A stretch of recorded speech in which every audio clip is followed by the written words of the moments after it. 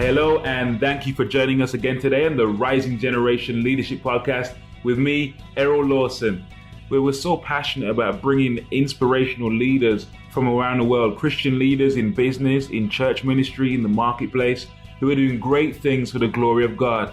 We want you to hear their stories, hear their lessons learned, hear their journeys, and be inspired to take your personal leadership to the next level. I'm confident that every single leadership episode is going to inspire you to be the very best that you can be. Now, I really encourage you to go back and listen to previous episodes. Like, we've done so many interviews now, men and women from across the world who are doing great things for God. Go back and listen to the interviews. You can check out our page at www.therisinggenerationpodcast.com, or go to our iTunes page and listen there if you're on Apple, or our Stitcher page if you're on Android, and listen to our previous episodes. Some great nuggets of wisdom waiting there for you. Also ask that you go to our iTunes page or Stitcher page and give us maybe a 4 or 5 star rating if you enjoy the podcast. And the more ratings we get, the more we go up the rankings, and of course the more listeners that we'll get. And so we'd really appreciate your help with that. Now, if you're listening today as well and you get some kind of, you're going to be stirred and you're getting some, some questions are coming up for you and you want some more support, please feel free to email me directly. And my email is errol@errollawson.com. Email me and we do a question, and I'll be happy to offer you some support if I can do. Or maybe you want some coaching. And what we're doing right now is we're offering a free 30 to 45 minute coaching session with anybody out there. Maybe you're a leader, you're a pastor, you're a lay leader, you're an entrepreneur or a business owner, and you want some coaching around an issue or a question that has arisen for you as you've been listening to the podcast. So please feel free to email me. We'll get you booked in. If you're wondering what coaching is, it's not counseling, it's not mentoring as such. It's more me sitting down with you, whether in person, if you're local, or over Skype, and to simply have a conversation and asking you questions to help you get the clarity you're looking for in your business, ministry, or with an idea you're working on right now. Yeah, so it's completely free of charge, no obligation at all. But feel free to email me at errol@errollawson.com, and we'll get you booked in right away. All right, so get ready to enjoy this next episode. I pray that you'll enjoy it, and please share with your friends or your colleagues or someone you think might also benefit from hearing this great interview. Thank you for listening again. God bless you.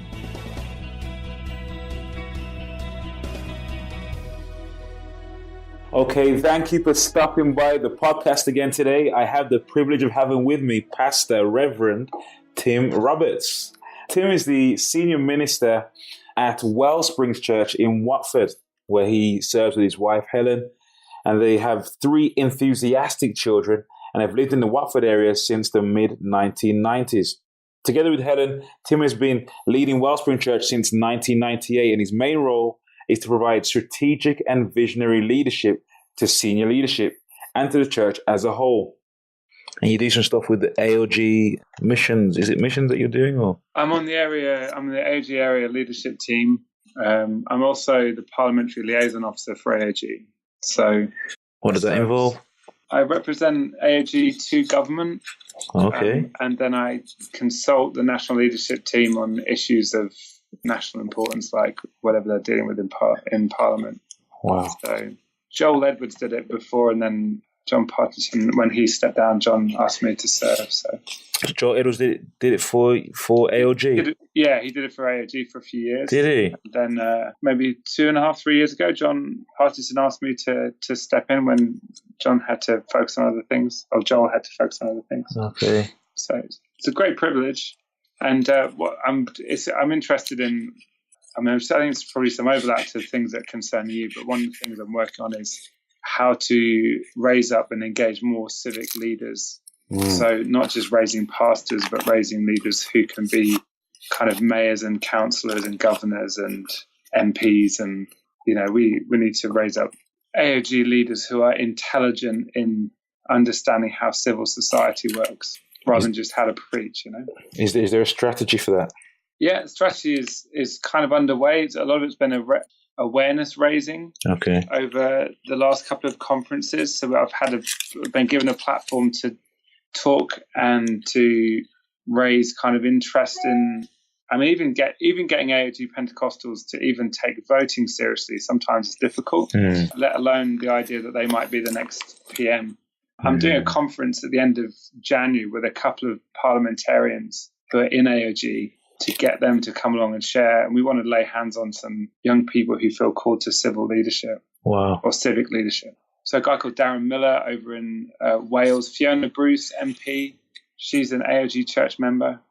And it could be 3 of the most senior politicians in Wales next year could be AoG members, yeah. So it's kind of cool. Stuff's happening. But I reckon it's like a 5-year strategy that it's going to take about 5 years to get where I think we should be.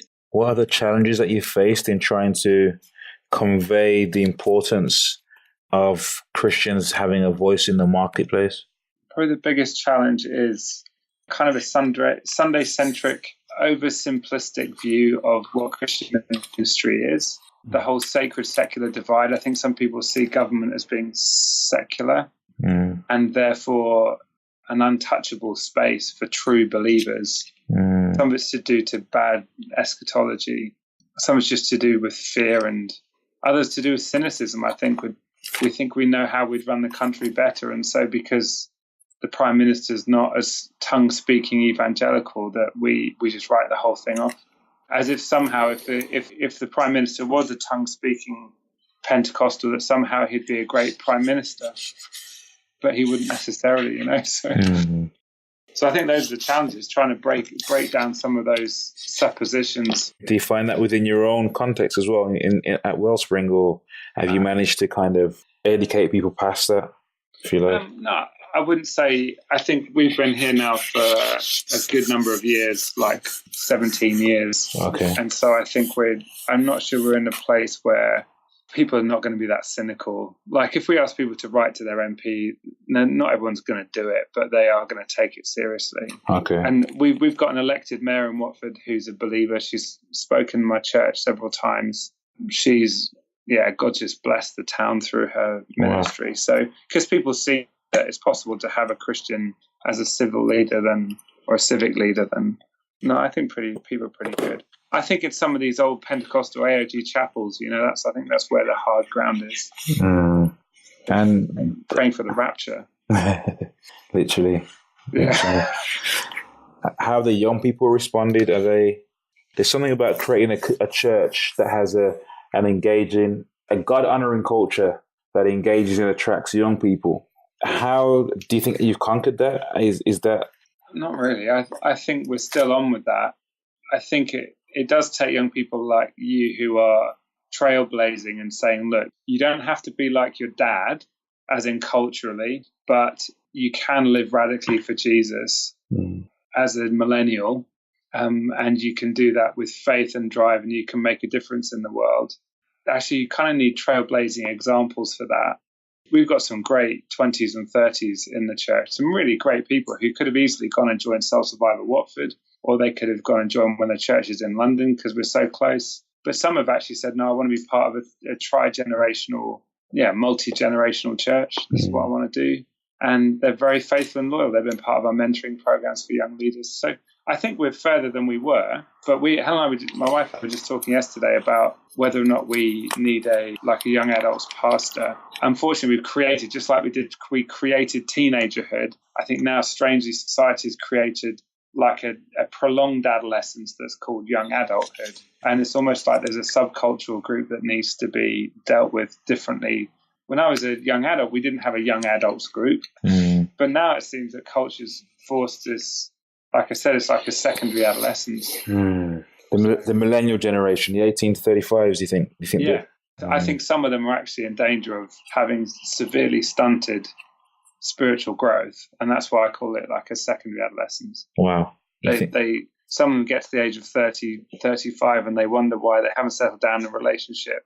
And for some of the guys, it's because they've spent the last 10 years still playing computer games like I did when I was 14. Is it something about them not taking responsibility, you think, at an age of people that weren't forced to take responsibility, didn't have to? I think Mal Fletcher calls them the hyper-nurtured. They've been hyper-nurtured. So, wow. There's no war. They haven't experienced any sort of serious crisis, no pressure single parent families, a lot of them. Yeah.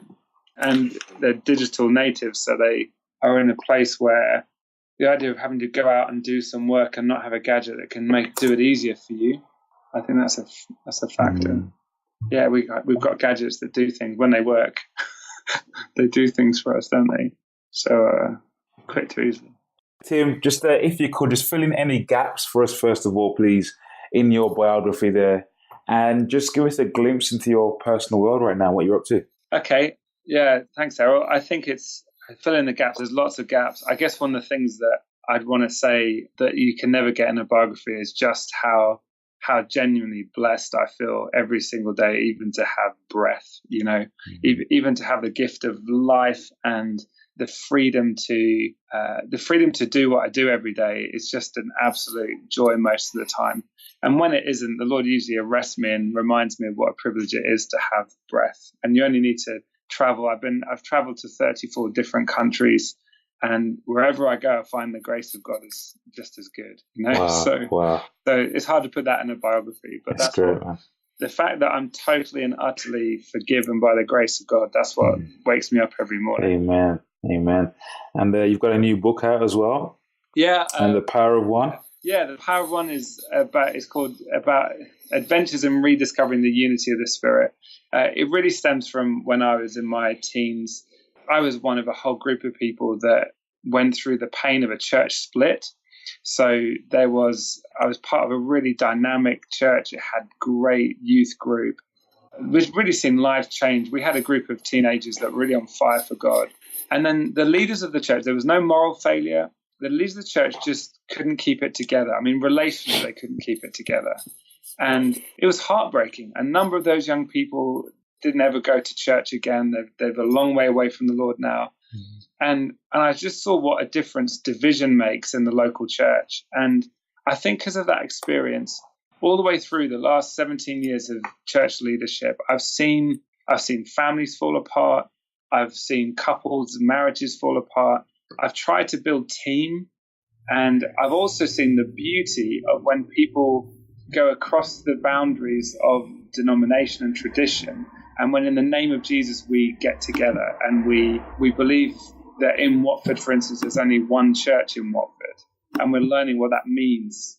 And so, I wrote the book to inspire more people to think about that, and particularly for those Pentecostals some of whom I've met, and they won't even go to a local minister's fraternal because they look down on one group or the other. So I wrote the book really to inspire that.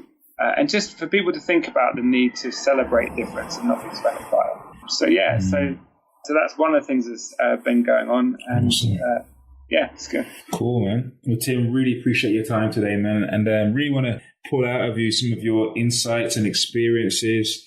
And I know you've done so much. You've been pastoring now since 1998. I was 18 years old then, so just going into adulthood. Tell us, Tim, what's your origin story? Where did this all begin for you? How did you find yourself in ministry, and what were you doing before? Okay. Well, a quick bio is I was actually born in America. My dad was a fighter pilot in the U.S. Air Force. Wow. He served in Vietnam for a year and a day. And that's a story, man. Yeah, and he got a Medal of Honor. And then because of that, he was then after Vietnam. My brother was born. Then a couple of years later, I came along. And because he was then promoted to captain and he was an instructor pilot, he could go pretty much anywhere in the world that he wanted to go. And so he ended up being posted to East Anglia. And he was there during the end of the Cold War, scaring off the Russians over Eastern Germany kind of thing. So I grew up in an environment where I was always a foreigner, if you like, as in I was an American since I grew up in Norfolk, which is not the most multicultural part of Great Britain. And so I grew up with a sense of identity really formed around who Jesus was and who he said I was. And from a young age, I made a commitment to the Lord. And then in my teens, I decided that whatever it would cost, I'd follow Jesus. I mean, I didn't want to go to hell. That was my first decision. But when it got to sixth form, I realized that, you know what, even if I lost all my friends because of my views on moral issues, some of the stuff that came up, some of the stuff that's prevalent now, it's not new, you know? And even if people didn't accept the Christian worldview, I made a decision when I was at sixth form that I was going to stand up for what I believed about Christ, whatever the cost. And I think some of those moments were key in really becoming a follower of Christ. And before long, we started a Christian union in our sixth form. And I remember in the middle of the lunch hour being with a group of people in the sixth form centre in Hewitt School in Norwich in Norfolk. We sat on the side and we had a prayer meeting while people were there eating their lunch. We did some really kind of radical things. Wow. And I got involved in Youth for Christ in Norwich, and I met my wife.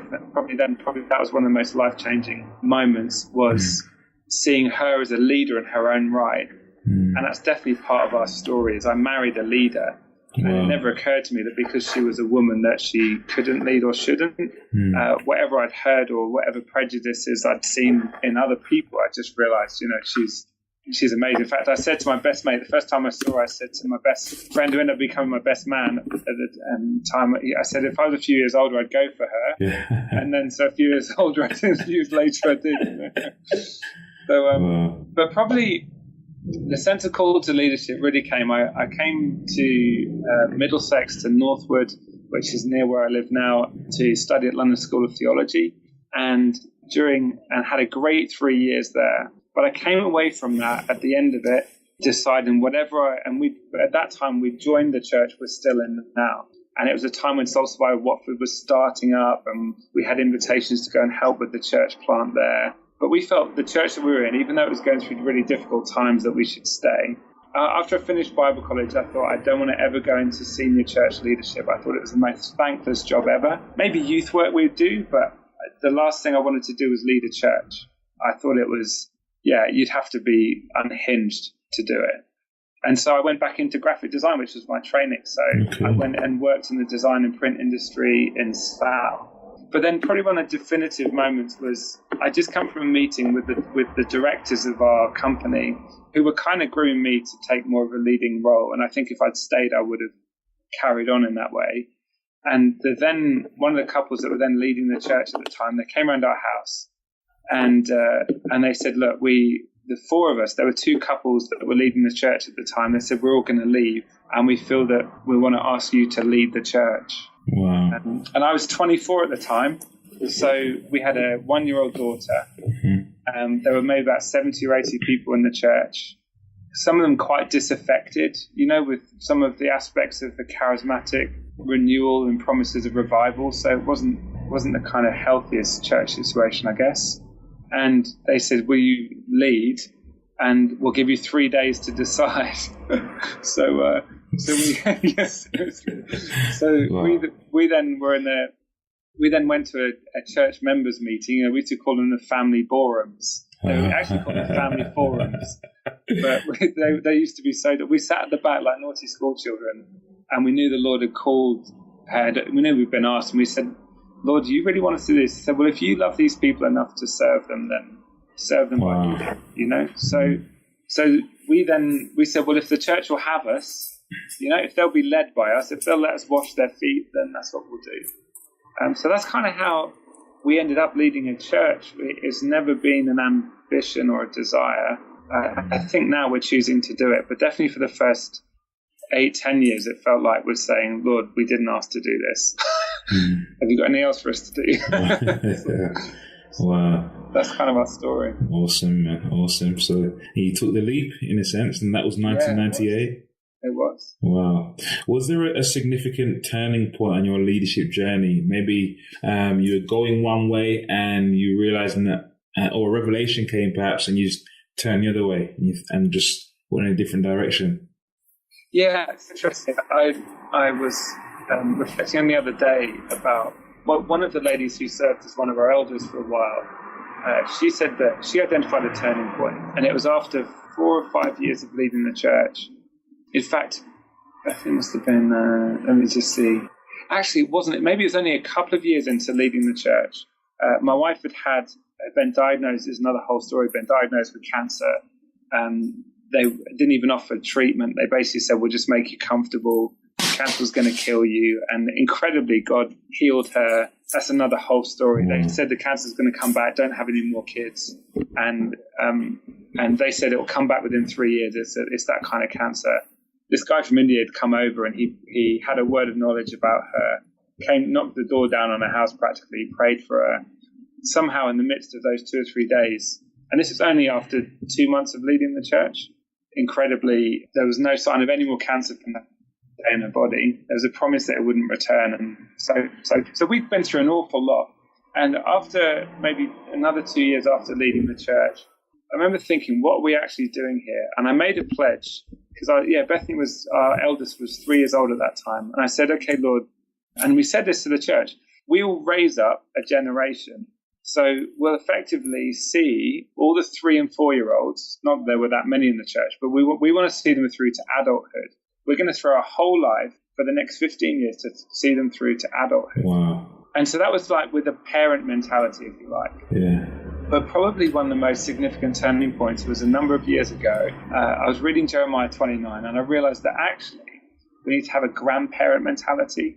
So our job is not just to parent children spiritually, as good as that is, but actually to raise parents. So it says in Jeremiah 29, even though you're in a foreign land, you're going to be there a while. God says through Jeremiah, so make homes and prepare. Effectively, my paraphrase is prepare to have grandkids, make room for them. And so probably those paradigm shifts means you approach leadership in a very different way. If it's not just about converting people or a raise of hands on Sunday, if it's actually about raising parents, then I think that accounts for why we've stuck around and not taken the offers of jobs elsewhere that we've had. So probably that would be those light bulb moments of, wow, we're actually here to raise a generation that can raise a generation. Wow. Yeah, that's probably it. Awesome. Creating vision right there. Yeah. What's been your biggest challenge in leadership so far? I think one of the biggest challenges, I'm going to say two. One is to keep trusting. I think even today, where I sit and with the things I'm dealing with, I've just been leading a small group of a leader-to-leader time with some AoG leaders from around this part of London. And you know what? It doesn't matter how old you get, the challenge to trust the Lord is always there. But as in the challenge to keep trusting in the goodness of God to provide and to care for, it just never goes away. Moses discovered that at the end of his ministry, if you like, is that in the end, he didn't just simply do what the Lord told him to do and trust. And the reason he didn't enter the promised land was because he didn't trust. I think probably the biggest challenge is to keep trusting the Lord. There's a story around that for you, like maybe when that's surfaced for you.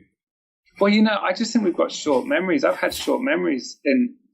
We built our own church centre with by that time it was maybe about 80 households in the church. And the building I'm in right now was just a dream. It was an idea. We had amazing prophetic work in 2003 about we didn't even want a building of our own. The prophecy in 2003 was about water and wells from John chapter 4. And I'll tell the story because I think it would be interest to people. 2003, and the prophecy by a guy called Peter Stott, a very respected prophetic figure on the south coast, especially of England. Anyway, he said, I see a glass-fronted building. I see children taking their parents into it. He prophesied about water and wells, and he said, and it will be in the context of a global economic crisis, the likes of which we've never seen before. This is 2003. And he said, and I see you with a building. I believe God's going to entrust areas of responsibility to you in the community. And even land will be released to you for what God wants to do as a preparation, if you like, an establishing of a well of revival in Watford, like one of many wells of revival. And at the time, we heard the prophecy. It was like 40-minute prophecy. It was a whole sermon. And we heard it was like, yeah, it was all right. And then we kind of carried on. We didn't treat it with contempt, but we didn't take it seriously. Long story short, we found ourselves in 2006 being approached by the local council to apply for a piece of land that was called Watford Springs as a swimming pool. And actually, where I am right now is in our church centre called the Wellspring Church Centre. And within 5 meters of where I'm sitting right now, when we built the building, we found the head of a stone-lined, 15 meters stone-lined industrial well is underneath the building. Just so happened to stumble across it when we built the building, and it was the water source for the Ben Skin Brewery. Okay. In the midst of all that amazing story, and the building cost us 1.7 million, the biggest single gift we had from a congregation member was 30,000. And we had money from government agencies of about 275,000. So somehow in the midst of all of that, I look at that and say, I have no idea. If you ask me, how did you raise the money? I can honestly say I have no idea. Wow. We've got a mortgage of 600,000 or something to spend on it. But actually, even so, well over £1 million was raised for this building, and I don't know how. And yet still, I found myself right now today facing spreadsheets and budgets, and also with plans to extend this building and spend another 2 million to really make the most of the site, which we've got planning permission for. And I'm still having to choose, do I trust the Lord to provide? I mean, it's ridiculous. But the people listening to this podcast or reading a book or whatever, they're going to face the same things, is that you've seen God do it once, and yet still he's saying, do you still trust me? I've got no reason not to trust him, Errol. I've no reason. So what's the lesson here? Do you know, what is the lesson? That's a good question. Is it Nicodemus says, I believe, but help my unbelief? Is it? I don't know who was it who said that. Somebody in the Bible who someone's going to be healed. I don't know. I just think the lesson is that God provides, but he's always going to stretch. And this is what it is, I think. Remember Gary Clark saying about mountains and hills? And I remember him saying that, you know, when they first moved from a small theatre to a medium-sized theatre in Hillsong, London, I remember him saying that the thought of spending another £500 to rent every or whatever it was every Sunday, that they were like, whoa, that's a mountain. We've only got 120 people or whatever. How are we going to ever do that? And he goes, as soon as you cross over that, what was a mountain was actually just a hill. And you look up and there's another mountain, and the mountains just get bigger. And I guess the lesson is that's how this is going to be for the rest of my life. If I want to be a pilgrim and want to follow Jesus, the rest of my life, I'm going to get to what was a mountain, and it's just a hill. And then there's going to be another mountain. And I kind of think that's probably the lesson. Amen. Yeah. And we just need more faith. We just need to trust him. Amen. So at each stage of our journey, each new level, there's another challenge and another sense of, God, I need you. Yeah. God, I need you, you know? Yeah. And the thing is, we because we've got skills and processes and leadership theories and leadership books and principles, I think we can manage things. So when we get onto the mountain, we can kind of, once we've got there, we then find ways to manage it and to maintain it. But because God's not just a maintainer, because he's the pioneer by his nature, a missionary, that he's always then looking to the next thing. And I guess I was talking to one pastor today and just saying, I just feel like everything's going great and I can manage it. And he's scared stiff that he can manage it. Wow. It's like, actually, that's fair enough. You know, you've built really well over the last few years, nearly 20 years. Maybe there's someone listening right now and they're saying, well, I'm at my first mountain. I've just started church planting, maybe, and I'm trying to get a few people in the door. What advice would you give to that person who's at that first mountain in their journey? I'm in that scary place right now. We've planted a congregation now in a community, actually in the community where I live. So we've got two congregations in our main building. We've got one which is for a breakfast congregation in a day centre in partnership with a local homeless charity. And then we're planting out in a school. So on Sunday, I'll be going to a school hall, just like some of the people that you mentioned. And there'll be 30 or 40 people there, faithful people who believe in God for transformation. So I face the joys, the fears, the hope of that every Sunday. I go from something that some would look at, and I'm not sure it is necessarily, but some would look at as being successful, as in the numbers are there and the life is there and the resources are there. But I go to that school hall just like some of the people you're talking about. And I think the advice is that there's something about living on the edge of that manageability, like I'm saying, is that every single individual matters. What I love about the small context is that you can actually touch base with real people. And if you see one change in one person, there's a life that's changed there forever. And we should never despise those kind of small things. And the more numerous a church is does not necessarily mean the more healthy it is either. But definitely, if you're starting out, just don't give up. And I made a resolution on even this Sunday in our church plan. So do you know what, Lord?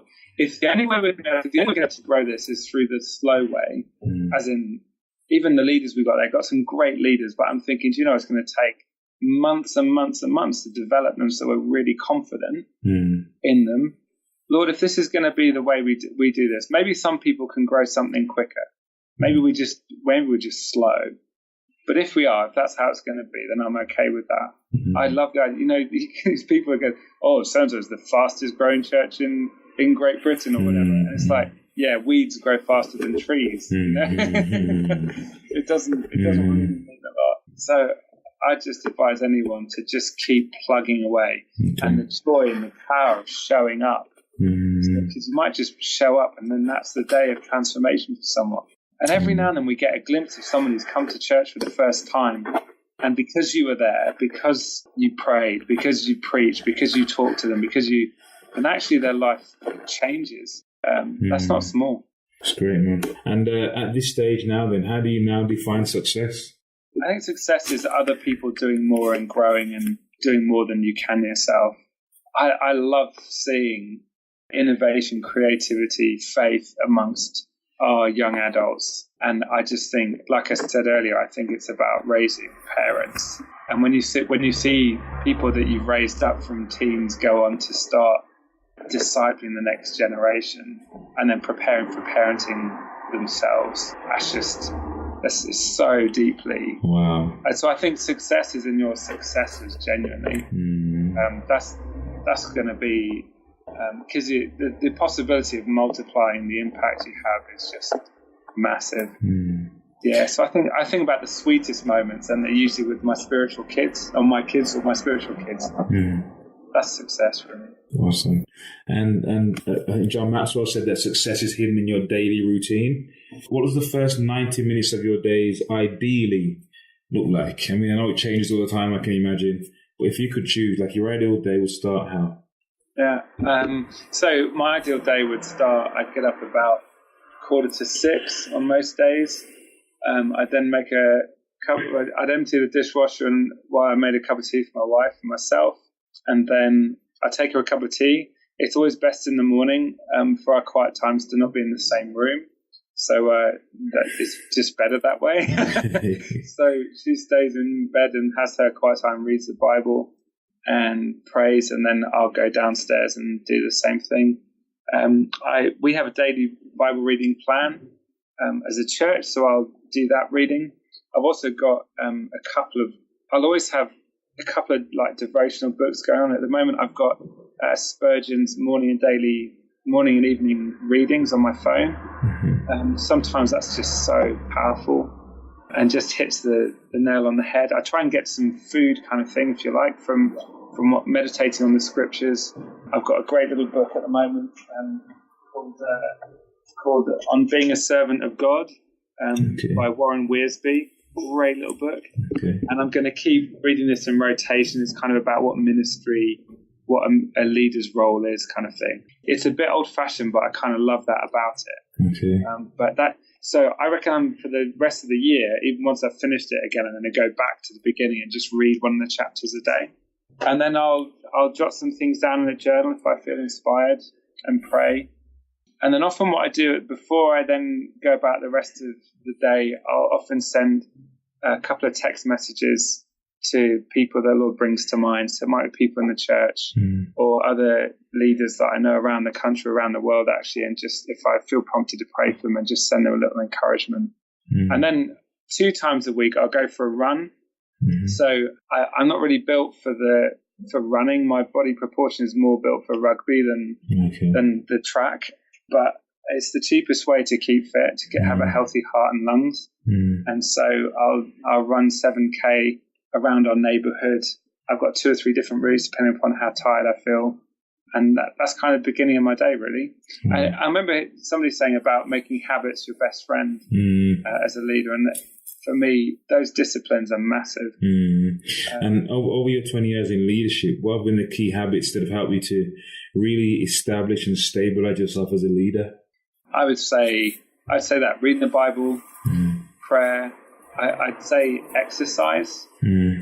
I'd also say having a hobby that allows you to do something that isn't to do with people. Okay. So I really love DIY, and I've always got some kind of project going on at the home. It's deep therapy for me because you actually get to look at what you finished and you can finish it. If you're putting up a shelf, there is a point at which it's finished. Whereas if you're leading a church, there's never a point at which anything is finished.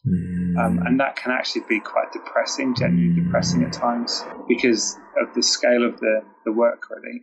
And I've also got, I do play squash every other week with other leaders that it's really good to just have friends that are not involved in the church world. One of my best mates leads a charity in town, but his problems are very different to mine. It's good to be able to thrash a ball around and then share and pray together. So there's lots of habits there, really. I don't think we can underestimate the significance of physical exercise, though, because I think that's really neglected. And I think a lot of people get down, their sugar levels get down, their morale is dented because their blood never pumps around their body. And if they're married, they have sex once every week or something. That's probably as fast as their heart will ever go, Now, as good as that is, you need sustained exercise. So, yeah. It's true. Well, I'm sure lots of other Christian leaders are having sex every day. I was just kind of imagining. I was going to say anything about that, but you can edit that out, right? Are you experiencing stagnancy in the growth of your organisation or team or in yourself as a leader? Having someone support you that is experienced and is recognised for their innovative solutions in leadership is key. Errol Lawson is regularly featured on local and national radio. He speaks on various topics from knife and gang crime to religious affairs and personal development. If you're organising a conference and need a speaker, or if you're looking to grow your organisation or to grow yourself as a leader, why don't you leverage his experience to add value to your organisation or to support you in your personal and professional development? Errol currently has a few openings for coaching clients. To arrange a free consultation, email errol@errollawson.com right now to schedule your call. What's your biggest weakness? I think my biggest weakness is making vague promises out of good intentions and then not being able to follow through. I think I'm a good starter, inspirer. I can get people. I can make lots of good noises, but sometimes I don't always follow through on those. So I think that's genuinely. Give us an example. I don't know. An example can't come to mind. I think probably it's a feeling. Maybe it's as much as anything. It's a feeling I get. It's that I think because God's given me a gift of eloquence, I can put things across as if. So how do you compensate for that? Because when you start stuff and you create that energy, you create the passion, the enthusiasm for something, do you compensate for that in any way? Yeah, that's why a team is needed. And the stronger our team gets here, they'll ask for clarification of what I want. And Helen is a brilliant. I'm more of a visionary leadership style. Yeah. She is visionary, but she's also strategic. Okay. And so we're a great team because she'll say, okay, what do you mean by that? If I clarify, then she'll actually make sure it happens. Okay. That's why I'm struggling to think of an example. It's kind of weakness that I've got now, safeguards. It's not just a weakness that's flying free. Yeah. So well, probably answer the next question. Then, what's your biggest strength? I think passion and ability to inspire people are quite persuasive, I think. And I think if I'm committed to something, I make it sound like there's no other alternative. So I think quite awesome. And I think people respond to that passion as well. And thinking back again, going back maybe 20 years, what was stopping you from going into leadership? What was holding you back from going into leadership? Do you know, I think probably a lack of confidence that God could use me. I remember some of those really early days of once we'd been handed what was then called Watford Community Church. We'd been handed the church. I remember getting up in the morning and it was hanging on me. You know, we had a young daughter and I just remember some Sundays and I felt the Lord say, look, I'll use you. And he repeatedly, I kind of heard that in my head, I'm going to use you. And I'd get up to preach and I'd be like, do you know, I don't even know what I'm doing. I had no idea how to lead a church. I spent 3 years at Bible college. I learned how to put a sermon series together, but not really. I don't know. I learned lots of theology, but it didn't really equip me to lead a church. And maybe that's sad about the college itself. I don't know if it is. I had a great 3 years, but I remember standing there and I was like, I don't know what to do. And I remember the Lord saying, look, I'm going to use you. And then I've had his whisper a few times when I've seen stuff happen. The Lord says, "See, I told you." So probably the lack of confidence that the Lord could use. That's great. Have you had any significant mentors on your leadership journey, or who are your top three? Massive. Who are your top three mentors? The first one would be the ones that, as a church leader. So when I've been in church leaders, I've obviously had youth leaders that I thank God for, and my dad has been a real inspiration. He was a management consultant, and probably I put him first just because in terms of the formation of ability to think on my feet, to communicate with passion, with a love for God. My dad, he deeply loves the Lord. And so he definitely shaped the way that I am. And I think my enthusiasm comes because that's how he is, as well as what God's put in me. Secondly, would be a guy called Tony Morton. He was leading a group called the Cornerstone Network that we were part of as a church. And when we first took over the leadership of the church, if it wasn't for him, we would have given up. It would have fallen apart. He'd agreed to meet us on the way to with Luton Airport for half an hour after he'd checked in, kind of thing. And the times we received his apostolic counsel, it was like God was speaking. I mean, every time we come back from spending time with him, or he came here to preach, and just our world changed. And I think, a pure apostolic gift in operation. And when that was good, then that was really good. Everything changed eventually in some sad ways, but when that was good, it was really amazing. And then there's a guy called Ron Corzine, a Texan, who we got to know through a guy called Ron Hibbert. And Ron would be one of those other mentors that had a big impact. But Ron Corzine planted several churches in Texas, and he used to come over, and we've always had this approach to mentoring and to apostolic oversight, to tell leaders to say what they see. So I think every church leader, and I'd say this to anyone who's starting out, before you get too far, you need someone who's apostolically gifted, who can say what they see. When they come to visit you, when they hear your preaching, when they visit your church, you need them to say everything that they see. And Ron was one of those that's helped us develop that really in earnest. And his input and his wisdom was massive. And the final one I mentioned, because that's kind of four, is that Ron Hibbert, he's not really led a church, a British church, in the way that we have, as in I wouldn't look to him necessarily for that. But as a leader of overseas mission, he invited me onto his the World Ministries team back in 2003 maybe, and I was served for several years, 7 or 8 years doing that. It just changed my life. I mean, really, he's amazing. In the opportunities he gave me, I spent weeks in mud huts in the Sudan. In the Sudan, I've been to, like I said, 34 different countries. Wow. And his passion for worldwide mission, it changed my life. The things that I've seen, I'm now taking, like when our kids are 10, I take them to Africa. So in a couple of months' time, I'm taking our 10-year-old son to go and visit someone I've been friends with now for 12 years who plants churches in Burkina Faso. Wow. And so Ron has been a great mentor in that for me. Wow. So dig a little bit deeper into those relationships. What's your single best piece of advice from each of those individuals that you've had? Who your dad, first of all? Okay, that's a good way of doing it. From my dad would be never give up. Probably that's the thing that he would instilled in me. I think from Tony Morton, it would be this idea that you can do it kind of thing, as in genuine ability.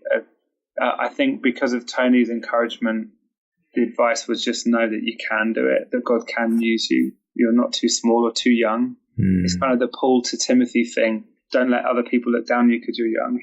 He never held us back because I was only 25, leading a church. And probably so many things from Ron Corzine, but one of the things that I would say is the best bit of advice, and this would sum it all up, is it's not about you. I think probably if there's one bit of advice I could pass down to any leader, it's not about you. If I could instill that on everyone in my church, and I preach it all the time, look, guys, I love you. You're a great church. I know God's got a plan for your life, but actually it's not about you. There's a world out there that needs to be reached. And yeah, for me, that would be one of my maxims, is that I know God loves you. And there's all this psychobabble kind of Pentecostal spirituality that's with me at the center. You know, God's got a plan for my life. I'm not even sure God's got a plan for my life as much as he's got a plan for the world. And the issue is whether or not I'm in that plan or not. Wow. So it's not about you, probably. Awesome. Yeah. And Ron Hibbert? I've learned a lot from Ron. What would he have taught me?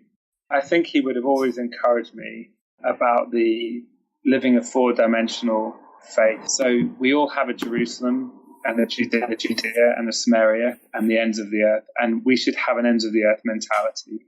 So any believer who claims to follow in the footsteps of Christ obviously has a Jerusalem and Judea, people that are familiar to them and in their region. We all have a ministry to our Samaria, so effectively those who are foreigners, who are not like us, who are suspicious of. But actually this ends of the earth mentality. You cannot be a mature believer and follower of Christ and not care about the nations. And so it's possible for every believer to have some connection with the ends of the earth. And any church that doesn't have a missions program is a church that's dying on its feet. Wow. That's probably what I'd learned. That's awesome, mate. Awesome. Wow. And we're almost wrapping up now. What's the one thing that you're most fired up about right now? I struggle with one thing because I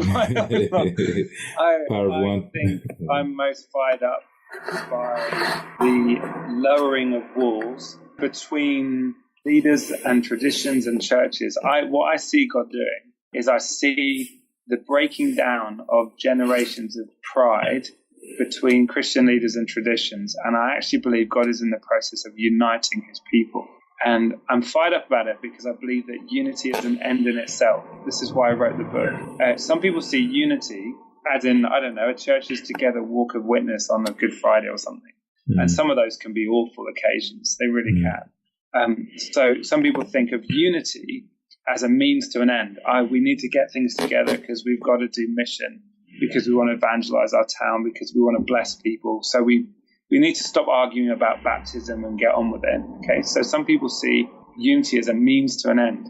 But I would suggest that unity is an end in itself, because what we're painted as a picture in the scriptures is that in the end, when mission has finished, what is left is united worship. So John Piper says in his book, Let the Nations Be Glad, he says unity exists because, what do you say? He says mission exists because worship doesn't.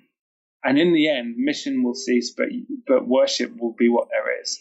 Well, I kind of add to that, said actually the result of mission is unity of people of difference who are united. They don't lose their identity. They don't cease to be diverse, but actually unity is difference united together. So we need to celebrate those differences. So what I see God doing actually, and I believe the Holy Spirit is doing significant things all over the country, is that he's uniting his people in pursuit that the uniting of our difference is actually a statement of what heaven's going to be like. So the kingdom of heaven is difference brought together, you know? So I'm inspired by what I see and what I hear, and connected with a group called the Gather Movement, which is seeing unity movements all over the country where God is doing the same thing, and it's bringing regeneration. Awesome. Like in Salford, in loads of other places, whole communities are being just regenerated because God's people are keeping it together and getting it together. Awesome. And that means being willing to, like it was Ephesians 4, making every effort to keep the unity of the Spirit, because we have one Lord, we have one baptism, one Father and Lord of all. We've got one destination. So we need to stop building our own empires and actually extend the kingdom. So that's what I'm fired out about at the moment, because I see that the next generation, the generation that might be listening to this podcast or that you might be writing for, are sick and tired of independent fragmentation in the body of Christ, because we see it everywhere else. And yet we get in the church and there's preachers that are preaching against other ministries. I think we're sick of it. We want to get on with blessing our communities. And the idea of being AoG or other badge doesn't matter like it used to, you know? So some of my best friends are leaders of other churches. Some of them believe in infant baptism as well. You know, some of what my friends believe just turns my stomach, but I still love them in the Lord, and they're still some of my best friends. And I just see, and I would say we've experienced that. We had and I've written about this. We had this retreat at the beginning of the year, and there were maybe 25 different leaders from Watford. We went away for a 36-hour retreat. And in the room, right, there's a Seventh-day Adventist, there's Methodist, there's Baptist, there's Anglican, Pentecostal, Free Church, Independent Charismatic Church, and the Quaker. And we're all sitting around this table. I'm leading the retreat. And even there, I'm looking around the room, I'm wondering why one or two of them are even there. I wonder if I should have let them be there. You know, do you know what I mean? Like, what is going on? I'm genuinely thinking, what is this? We took communion together, and instead of me introducing it, I got everyone to say what the cross means to them, what communion means to them.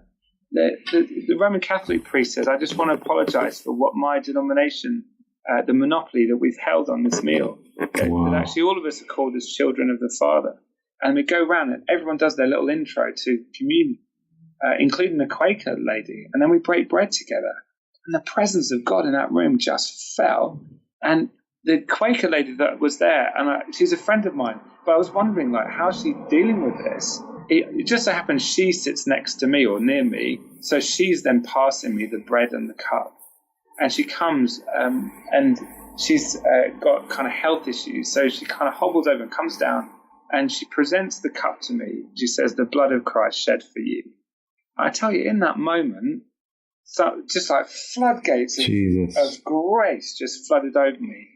It's like, well, if she can, the church just became bigger. Do you know what I mean? So what I'm fired up about is I see that happening all over the place. So God is uniting his people because it's part of his purpose. And we run an event here called the Idea Exchange as well, where it's a networking and interdenominational networking and leadership development event for leaders as well. We ran the first one in May. It's really good, like 15 different churches gathered, and we did it again in October. And as I'm just hearing you speak of that unity, it's stirring me and it's encouraging me to know that this is what is the heart of God, you know, and this is what God wants to do. And, you know, it's not about us, but if we can facilitate relationships being built, collaboration taking place, sharing of ideas, best practice, breaking of bread together. And that's the big issue. The big issue on an official level with particularly the Catholics and the Protestants has been this issue of breaking of bread. It's divided the church for a couple thousand years almost, hundreds of years. I just think if we can understand that we've achieved something just by being together, as in it's not a means to an end. Let's not be so driven and Western in our thinking. Actually, fellowship. Whenever we truly fellowship, when differences are united, we've achieved something just by having a meal together. We did a bandstand service in Watford. We do it every year. We had over 600 people there in July. And I was aware that even before a song had been sung, even before a prayer had been prayed or anyone said anything, we'd already achieved something great. There were people there from over 20 different churches, big churches like Soul Survivor and some small churches that never gather more than 20 people. And I thought, you know what? This is glorious already. No one needs to pray anything or sing anything. Everything is a bonus. Just by people looking around and go, wow. And I asked people, how big is your church? And they were like, yeah. So I reckon I'm fired up because I see that's part of what God's doing. And I want to encourage Awesome. Just speak to us about young people, will you, and how in this generation, like how we create cultures in our churches that attract and engage young people, and your thoughts around that. I think young people are looking for something that's authentic. And I'm not sure that I think some of that's down to the heart of the leaders. I don't think it's almost like you can't create authenticity. You find it or you share it or whatever. I think part of that's to do with leaders who are honest about their weaknesses. And don't pretend. And I think, and we need to avoid the tendency to hype things up, because I think some of that can just be like guff. It can just fly away like chaff in the wind, you know. Sometimes I get concerned about the hype of some conferences and things that, and you end up so stirred up, but actually the next day you don't know what you're going to do and nothing's changed. And I think young people need to be parented and grandparented in that regard. And probably I would say some of the harsher things I'd say is that this generation needs circumcising. When I was on sabbatical, I read Joshua 5 and 6, and for the first time I understood circumcision as a result of my study. That actually, without being too graphic about it, and I preached about it when I came back from sabbatical, and I had to really choose my words carefully, because instantly people have got images of penises in their head. You can't, how do you talk about it? But in an adult way, you can actually say, look, the circumcision was a private sign. So when they, before they entered the promised land, before they settled, and by settling, they would have paired up, married, and had children. So before they became parents, they needed circumcising. And what needed to happen to them is that as the men were cut, every time they would go to the loo, let alone do anything else with that part of their body, they'd be reminded that actually it was a sign between them and God that they had been cut. And the Egyptians' form of circumcision was incomplete, wasn't the same. And so they had to go the whole hog and remove the whole foreskin, because actually before they became parents, it had to be under the holiness of God. Now this is in terms of how to attract young people, there are other churches and other leaders that will do that better than I will. Okay, they'll blacken the rooms, they'll have flashing lights, they'll have louder music, and I think some of that is just a vanity. Some of it is real. Okay, so I believe in a 3-generational church. I'm not trying to reach young people. I'm trying to grow a healthy church. And I think mono-generational churches will always fail to keep true to that mission, because it's almost, as soon as they have kids, they become the parent generation. So I've never been up for targeting any specific age group, specifically as a church, right? But this is what I became aware of, is that this generation, they need parenting. They need grandparenting in such a way as that some of the deep cuts that need to happen to survive and to thrive in the Christian life require actually a level of, well, we could talk about sexual discipleship in terms of their attitude to drugs and alcohol. That needs discipling in terms of their approach to the scriptures and to career and life choices and relationships. There's some deep cuts that need to be made. So that before people do anything at work or in the bedroom or whatever, that actually it's set apart for the Lord. So that's, for me, that's not how to attract young people, because probably we're not sexy enough in terms of what we do on a Sunday to attract those that are just going to be easily attracted. But I'm answering the question slightly differently and saying, I think for the sake of being fruitful and not just successful, if there's a difference, to be fruitful, we need to learn how to disciple young people. And the way we're doing that is through a mentoring program, through a training program. And we have a thing called the Greenhouse program, and we're having a pause at the moment, but we have, my wife and I get up at 5:45 in the morning, like I said, but at 6:30 we'll be in our office. In one case, it was 6 o'clock with 3 or 4 young adults in our office. And if they're 5 minutes late, they can stay out, as in literally you've got to get up in the morning, you've got to be there. And we're going to talk about life and leadership for an hour before you go to college or work. That's great. And if you don't come a couple of times, we'll guess it's not that important, and then therefore don't. Well, it's got some quite regimental. But in those times, I tell you, I get excited about the thought. We have the most amazing times to see the circumcision of the heart go on. And I reckon that's what needs to happen. The nation's not going to be changed by half-hearted church attenders, you know. So those are my thoughts on that. That's awesome. I wish we could. I wish we, maybe the authentic thing has to be lived out. And then I think sometimes you need to say to someone who's staying up late at night on stupid, violent games, and then realizes why they're not doing well at work and why they feel angry towards people at work, and they haven't joined the dots, or young couples who do get married and then. My wife doesn't want to have sex with me. Why is that? Well, actually, I don't go to bed at the same time. It's like, okay, so what do you do? Oh, well, I play computer games into the early hours, and then I get into an issue with pornography. It's like, hang on a minute, you've got a wife that wants you to make love to her, but she's gone to, as in this whole thing doesn't work. You've got to grow up. You've got to stop being an adolescent and actually step into the fullness of what it means to be not a bachelor anymore. Sort it out. Yeah. So I think we need leaders that are we need relationships that are strong enough to cope with that. But I think those are the kind of things that are going to make a change. Gathering a crowd on a Sunday isn't easy to do in our culture, but it's easier than actually raising disciples. Awesome, man. Yeah. And is there a book or a resource that you'd recommend for a leader or entrepreneur? So we didn't really talk about entrepreneurship, did we? And how the two combine leadership and entrepreneurship in the kingdom. Well, let me comment on that. I think one of the books that I would recommend, and in fact I use as like a textbook for transformational leadership course, is Bill Hybels' Courageous Leadership. It's got some great sections in there on self-leadership, and he talks in there about different leadership styles and about entrepreneurial leadership as being an approach to leading. Right. I think if you're going to have a healthy leadership team, then you need some shepherding leaders, as well as those who are visionary. You need some strategic leaders, and probably one of the biggest challenges is getting in the room the right leaders, because an entrepreneur on their own is not going to deliver when times get tough.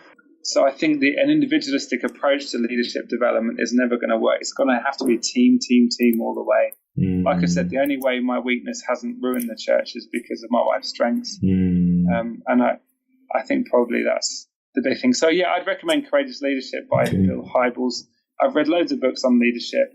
I enjoy some of John Maxwell's stuff. There's bits and bobs all over the place. I remember being impacted by David Shearman's teaching on leadership, John Ortberg to an extent, some of these guys, Andy Stanley, Deep and Wide, that's a pretty good book.